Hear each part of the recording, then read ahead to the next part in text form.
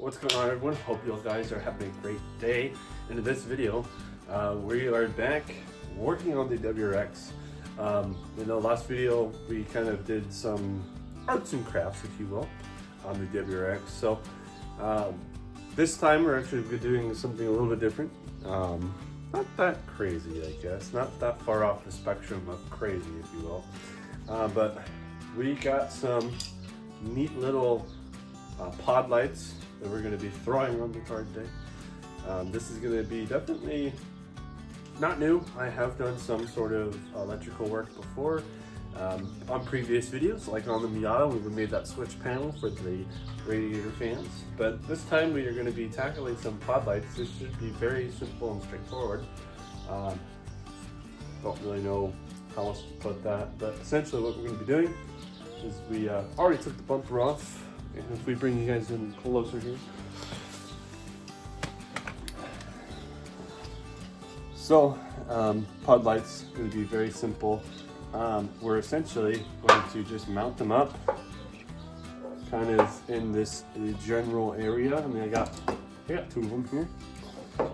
27 bucks from Amazon. So they're going to last approximately 18 days before they die.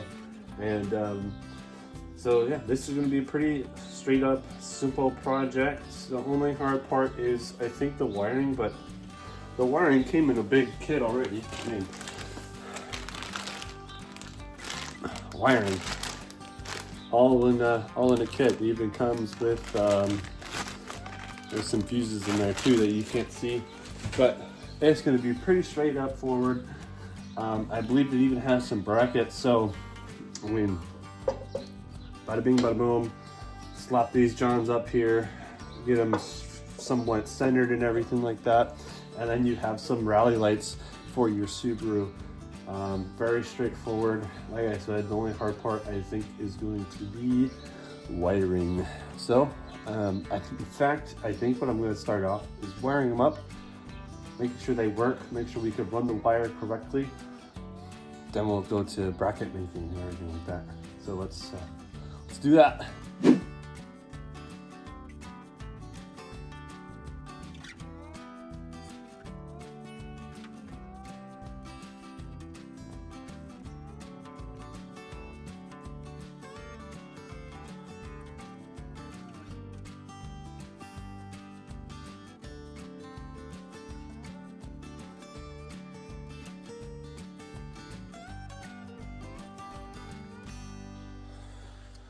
Okay, so we have wiring loosely set up. I'll have to show you my switch in a second here, but I did get gold ran through the firewall and everything like that, so that's fine. But this is just a power test. I already know it works, but just to show you guys that they do work. Like that. Lights up the sky. I'm gonna see what it looks like, actually. They do, in fact, work.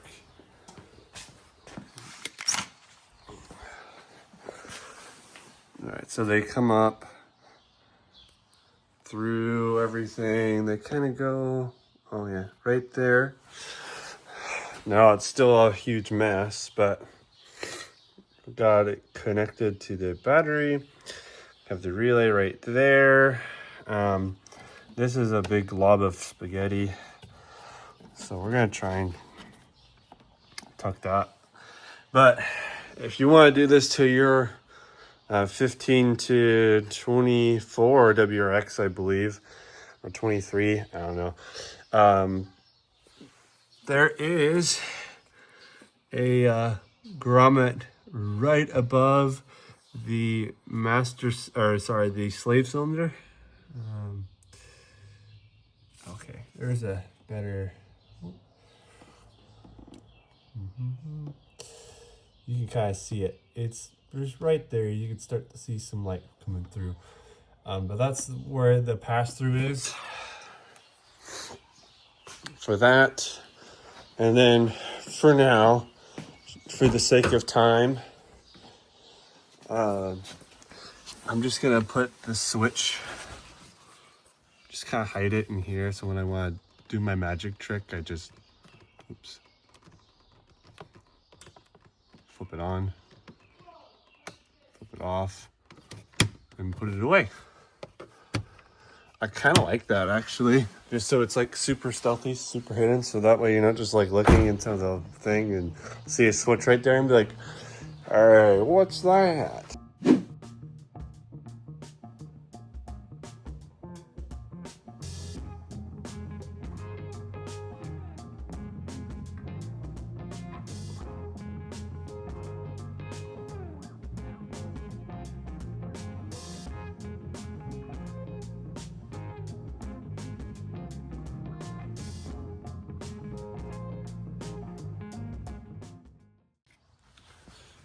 All right. All right, everyone's favorite part. Peeling off the good stuff. Okay, so you may be wondering, how did a guy mount these up? Well, some self-toppers, of course. That's the only thing that I could think of. The only thing that I am concerned about is the angle of which it will ride on when the car is all the way on the ground. That's the only thing that I have concerned about, but to Ida, it doesn't look that bad at all. Let's turn them on one more time just to see before we put the big bumper back on. Oh yeah. Yeah, that's gonna look awesome. Okay, well, now the only step that we have left is to put the bumper back on, which is right over there on the ground, and put the lights on, or just put the bumper back on, put the car in ground, and it should be all good to go. Boom, there we have it. The brand new fog lights for the Rex there. Looking pretty good, if I do say so myself. They are decently bright. I mean, it's gonna be really hard to tell on while we still have a little bit of daylight, but that's the headlights off. You can still see them in there. Yeah, that's the money shot right there. Even when they're off, if you know they're there, then you can see them. But when they're off and you're just kind of glancing at the car, you don't really even notice them. And where I did mount them, after you mount them, you just kind of bend the bracket just a little bit more with your hand. Bumper fits perfectly fine. They are like really close to this like bottom edge piece right there, the bottom trim piece, but other than that, fits perfectly fine. But ever since the front bumper had been ran over by a Jeep, it doesn't, even with a new one like this one, it still doesn't fit like 100% like perfect, which bugs me. It's just this corner right here.